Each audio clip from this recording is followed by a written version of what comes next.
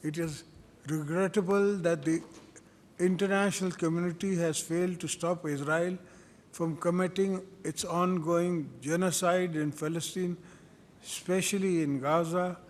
The prevailing culture of immunity and disregard for international law must be addressed urgently.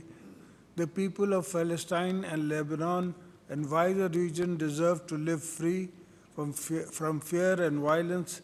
It is crucial for international community to take swift action to de-escalate the situation.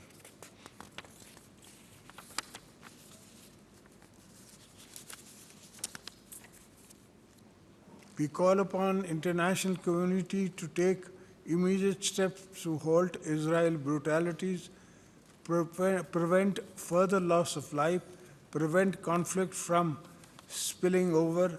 Pakistan reiterates its call for UN Security Council to uphold peace, security in the region, safeguard Lebanon's sovereignty, put an end to ongoing humanitarian crisis in Gaza.